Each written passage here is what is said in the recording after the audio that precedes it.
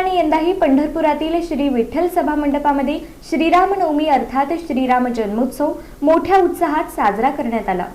सलाबादप्रमाणे यंदाही पंढरपुरातील श्री विठ्ठल सभा मंडपात श्री रामनवमी अर्थात श्रीराम जन्मोत्सव सकाळी 10 ते दुपारी 12 या वेळेत मोठ्या उत्साहात साजरा करण्यात आला।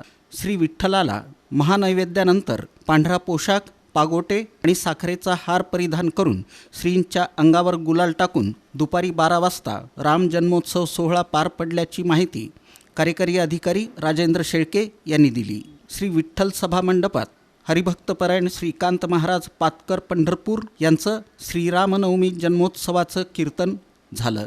कीर्तनानंतर उपस्थित भाविकांना प्रसाद म्हणून सुंठवडा देण्यात आला। यावेळी मंदिर समितीच्या सदस्या शकुंतला नडगिरे, सदस्य संभाजी शिंदे, कार्यकारी अधिकारी राजेंद्र शेळके, प्रभारी व्यवस्थापक संदेश भोसले, लेखाधिकारी मुकेश अनेचा, विभाग प्रमुख संजय कोकिळ, सहाय्यक विभाग प्रमुख संदीप कुलकर्णी, प्रसाद दशपुत्रे आणि कर्मचारी वृंद उपस्थित होता। याशिवाय श्रीरामनवमी जन्मोत्सवानिमित्त श्री संत तुकाराम भवन येथील अन्नछत्राच्या भोजन प्रसादामध्ये गोड पदार्थांचा समावेश करण्यात आला होता। सुमारे 2000 भाविकांनी प्रसादाचा लाभ घेतल्याचं प्रभारी व्यवस्थापक संदेश भोसले यांनी सांगितलं।